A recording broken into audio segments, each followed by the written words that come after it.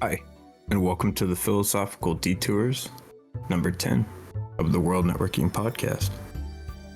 Today, we're going to be discussing what the Wild West justice looked like in the eyes of the people then, and kind of corresponding to our jurisdiction now.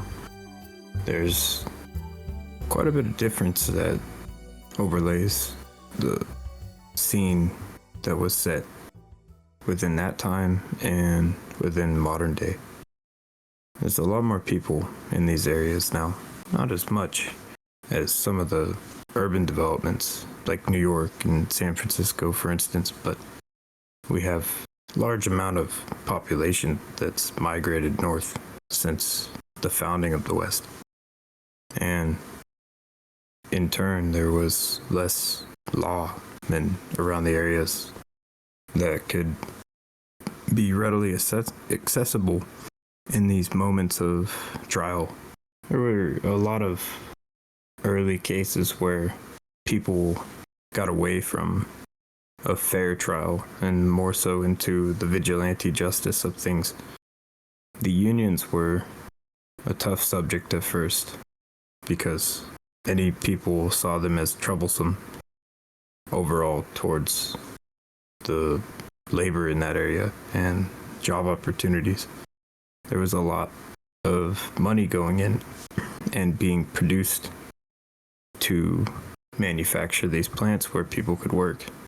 And when there were disagreements, bands would come together and sabotage certain venues and workplaces to prove a point or to hold blackmail, essentially, over these owners until they could have more demands met.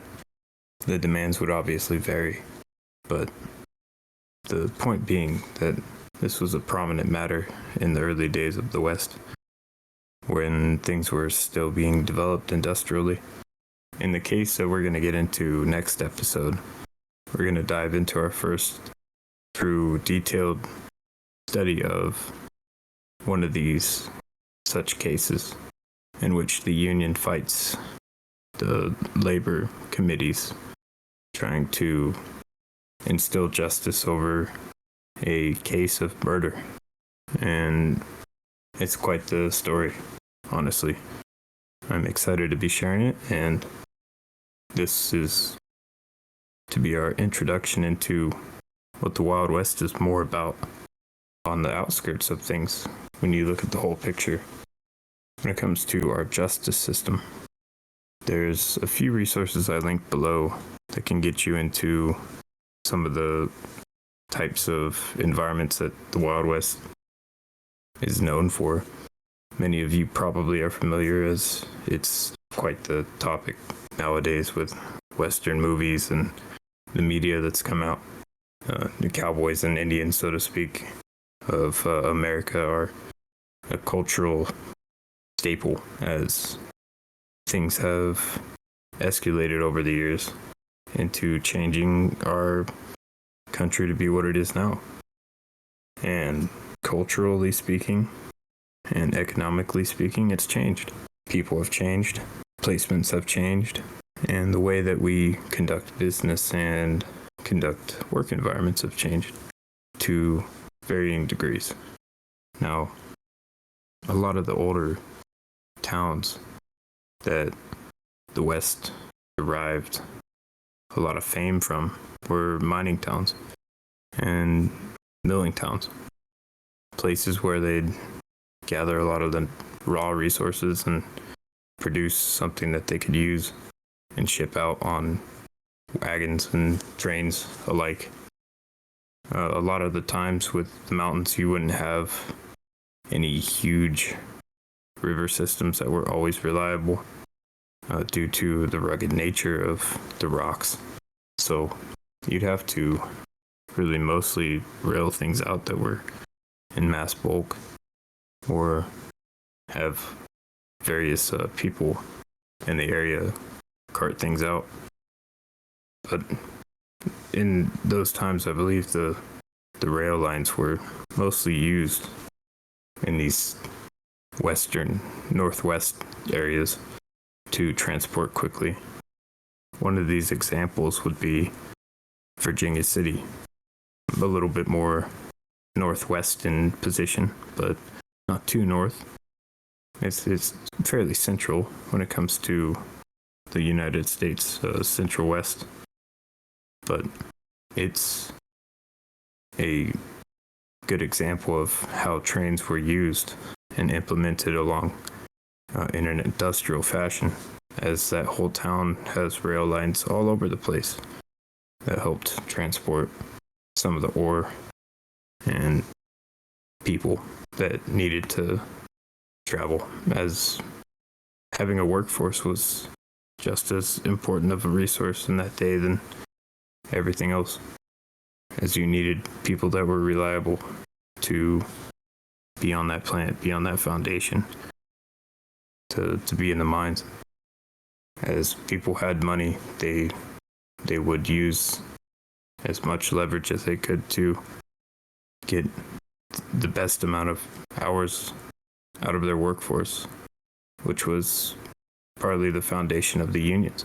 Now, the unions weren't just a U.S. concept, and I'm sure in the full history of unionization concept, there's other cases in history where we can define people rising up for their rights as workers, but things drastically changed as industry changed, with the expansion of how many areas were affected by poor working conditions. Now, there's this book, Jungle, by Upton Sinclair, which explains a little bit of the working conditions around a similar era, the early 1900s, within Chicago and the meatpacking plants. And there's a bunch of poor work environments that these families endure to just stay afloat and try to stay alive in the growing urban environments such as Chicago of that time. Things began to get deplorable with hygiene, as these cities weren't designed to handle the amount of industry that was being implemented quite to par for working standards. So people began to get sick, things began to get awry, and investigations started to become more frequent as problems occurred. This is partly why we have the grading system of American product like beef, to ensure that there was some stability in such markets. But that's a whole nother discussion, as there's quite a bit to unpack with something such as workplace handlings, as these topics vary between the various eras and the work being done, as some things are more hazardous to the workers than others, as bioplants like packing plants and slaughterhouses are definitely disgusting if you don't clean them correctly, versus something like a mine, which will always be a hazardous environment. Typically, it's going to stay that way, versus something that can be monitored in a more controlled environment. So, like I said, things vary and things are different in modern standards as technology's improved enough for us to have more efficient equipment, cleaner PPE for work environments such as slaughterhouses and butcher houses, sawmills, things where you can protect your vital organs a little bit more than before in the past when things were less regulated. I guess that's the turning point with the next episode that we'll get a little bit more into in depth. Overall, though, I wanted to leave you with an example of something that I know locally from growing up in Plymouth County. There was a town called Elizabethtown that used to be close to what is now Quincy, California.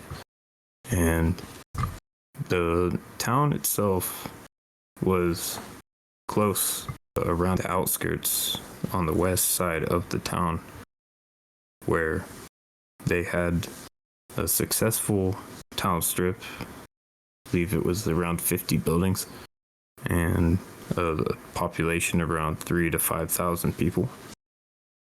They were known in that time to be a pretty wealthy town due to the success of the mining, but with the fires came destruction for the town, and they ended up rebuilding what is now known as Quincy in that area. So if you go to that area today, you can still see the foundations of what was once Elizabethtown. But as with many of the old mining towns, there's a lot of variation and change in what ended up becoming what we see today as these rural communities. It's something very interesting to look into, and perhaps in the future we can talk more about lost places of the West, such as Elizabethtown, and talk more in depth, as that's something that's unique and a history to the world that I would love to share and get more into discovering about. If that interests you, leave a comment below and let us know, as I would absolutely love to research more about the West. We will continue our discussion next episode as we dive into the Union bombers. Thank you guys. And this has been the World Networking Podcast.